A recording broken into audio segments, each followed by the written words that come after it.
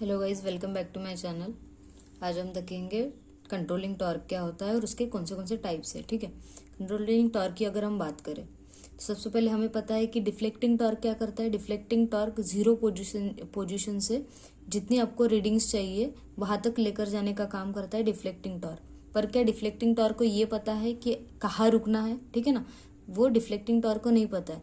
तो वो जैसे ही आप डिफ्लेक्टिंग टॉर्क प्रोवाइड करोगे तो वो उसको अगर कंट्रोलिंग टॉर्क नहीं दिया तो क्या करेगा, यहाँ से निकलेगा, क्योंकि उसे पता नहीं कहाँ रुकना है तो वो डायरेक्ट मैक्सिमम पोजीशन पर चले जाएगा। ठीक है, तो कंट्रोलिंग टॉर्क का काम क्या है, यहाँ से जीरो से निकलेगा डिफ्लेक्टिंग टॉर्क, तो उसे उस पोजीशन पर रोकना जितनी आपको रीडिंग चाहिए। तो कंट्रोलिंग टॉर्क क्या करता है, डिफ्लेक्टिंग टॉर्क के एकदम अपोजिट रहता है और जितना आपको मेजर करना है वहां पर रोकने का काम करता है आपका कंट्रोलिंग टॉर्क। ठीक है, जैसे फर्स्ट पॉइंट वही बोल रहा है, the magnitude of the moment of the moving system would be somewhat indefinite under the influence of deflecting torque unless some controlling torque existed। मतलब जब तक कंट्रोलिंग टॉर्क ना हो तो आपका जो डिफ्लेक्शन है वो इनडिफाइनाइट रहेगा, मतलब कहाँ पर रुकना है उसे पता नहीं होगा।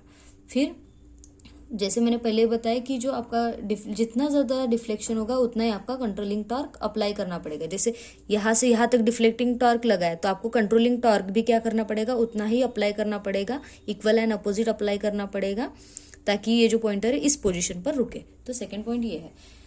और आपका जो कंट्रोलिंग टॉर्क होता है वो डायरेक्टली प्रोपोर्शनल होता है थीटा, मतलब डिफ्लेक्शन, जितना ज़्यादा डिफ्लेक्शन होगा उतना ही ज़्यादा आपको कंट्रोलिंग टॉर्क प्रोवाइड करना पड़ेगा। ठीक है, फिर लास्ट पॉइंट पर आते हैं, under the influence of controlling torque the pointer will return to its position.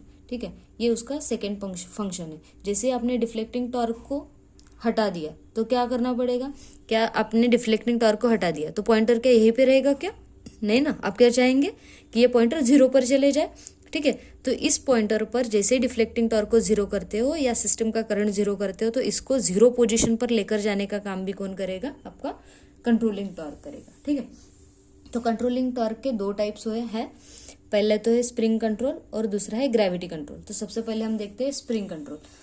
हमने पीएमएमसी इंस्ट्रूमेंट देखा था, उसमें देखा था कि हमने दो स्प्रिंग यूज किए थे। पहले स्प्रिंग से हमने इनपुट करंट पास किया था और दूसरे स्प्रिंग से वो करंट वापस आ रहा था। ठीक है, आउटपुट करंट वापस आ रहा था। तो ये उसका पहला काम है कि वो इनपुट और आउटपुट करंट को हम with the help of spring देते हैं।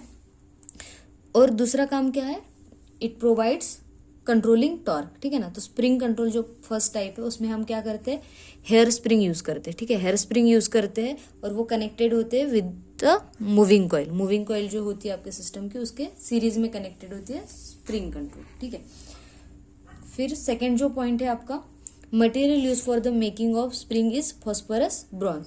तो आपकी जो स्प्रिंग बनी हुई रहती है वो फॉस्फोरस ब्रॉन्ज मटेरियल से बनी हुई रहती है। पर वो जो स्प्रिंग बनी हुई रहती है उसकी कुछ इसेंशियल क्वालिटीज है। तो वो इसेंशियल क्वालिटीज क्या है, पहला तो it should be non magnetic. तो नॉन मैग्नेटिक क्यों चाहिए आपको स्प्रिंग? अगर वो स्प्रिंग नॉन मैग्नेटिक नहीं रही या फिर मैग्नेटिक रही तो क्या होगा, पहले ही आपने परमानेंट मैग्नेट में दो परमानेंट मैग्नेट यूज किए, राइट, और उसकी एक अलग से मैग्नेटिक फील्ड होगी जो कि मेन मैग्नेटिक फील्ड होगी। अगर आपने ये दोनों स्प्रिंग को मैग्नेटिक मटेरियल से बनाया तो क्या होगा, जैसे ही करंट पास करोगे उसमें से, है ना, तो क्या होगा, ये जो स्प्रिंग का अलग एक मैग्नेटिक फ्लक्स बनेगा और हो सकता है कि वो मैग्नेटिक फ्लक्स एक तो ऐड हो जाए मेन मैग्नेटिक फील्ड में या फिर उसे अपोज करे। तो अगर वो ऐड होता है या फिर उसे अपोज करता है फिर भी क्या होगा, जो आपको रीडिंग मिलनी है क्या वो रीडिंग मिलेगी? नहीं मिलेगी। ठीक है, डिस्टॉर्शंस आएंगे उसमें मैग्नेटिक फील्ड में। ठीक है, तो इसीलिए हम क्या करते हैं, नॉन मैग्नेटिक मटेरियल से ये स्प्रिंग बनाते हैं। फिर सेकेंड पॉइंट जो है, प्रूफ अगेंस्ट मैकेनिकल फटीग। तो वो जो स्प्रिंग बनती है वो मैकेनिकल फटीग फ्री होनी चाहिए। क्यों?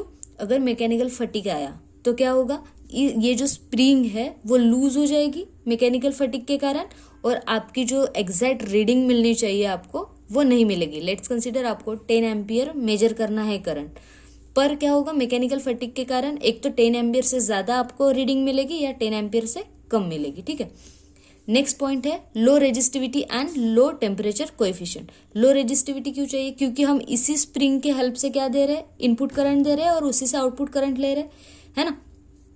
तो अगर इनपुट करंट दे रहे हो तो इसकी क्या रेजिस्टिविटी हमें ज्यादा चाहिए? क्या नहीं चाहिए, हमें उसकी रेजिस्टिविटी कम चाहिए होगी।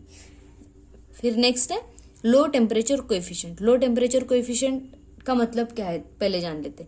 लो टेम्परेचर कोएफिशिएंट का मतलब ये है कि अगर आपका सिस्टम का टेम्परेचर इंक्रीज होता है या डिक्रीज होता है तो उसके साथ उसका रेजिस्टेंस इंक्रीज या डिक्रीज नहीं होना चाहिए, तो उसे कहा जाता है लो टेम्परेचर कोएफिशिएंट। मतलब टेम्परेचर का कोई भी इफेक्ट नहीं होना चाहिए आपके रेजिस्टेंस पे, इस कॉइल के या इस स्प्रिंग के रेजिस्टेंस पर, ठीक है। लास्ट आता है कंडक्टिंग।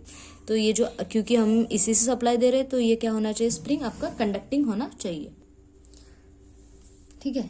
वो था आपका स्प्रिंग कंट्रोल। सेकेंड टाइप है उसका ग्रेविटी कंट्रोल। ग्रेविटी कंट्रोल में हम क्या करते हैं, एक कंट्रोल वेट लगा देते हैं आपके पॉइंटर के साथ, ठीक है। ये जो है बैलेंस वेट रहता है, बैलेंस वेट पॉइंटर के साथ ही लगा हुआ रहता है, तो एक्स्ट्रा वेट हम लगाते हैं कंट्रोल वेट के साथ। सबसे पहला पॉइंट और इम्पॉर्टेंट पॉइंट जो है कंट्रोल ग्रेविटी कंट्रोल का, ये जो सिस्टम है हम वो वर्टिकल सिस्टम में, वर्टिकल पोजिशन में जो मीटर्स रहते वहां पर ही यूज कर पाते।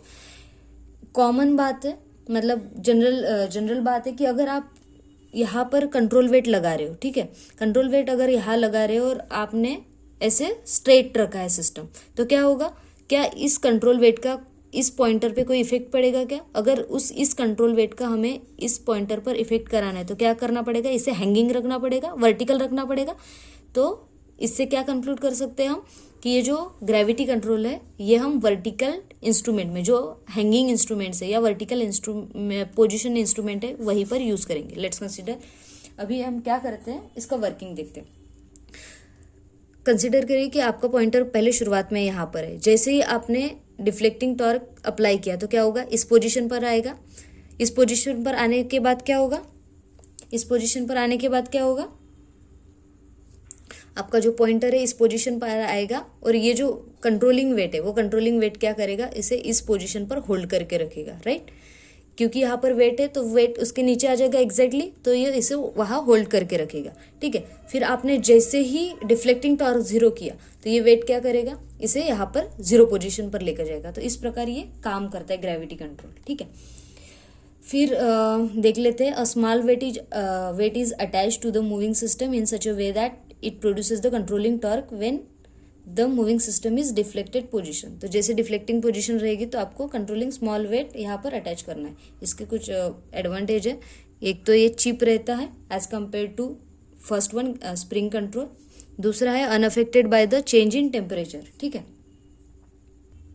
क्योंकि यहाँ पर कोई भी हमने स्प्रिंग या कोई भी मटेरियल यूज नहीं किया तो उसका टेम्परेचर पर भी कोई अफेक्ट नहीं करेगा। दूसरा फ्री फ्रॉम फटीग, यहाँ पर कोई भी हमने ऐसी मटेरियल यूज नहीं किया है तो वो फटीग भी नहीं होगा। क्रैम्प स्केल पर इसकी स्केल जो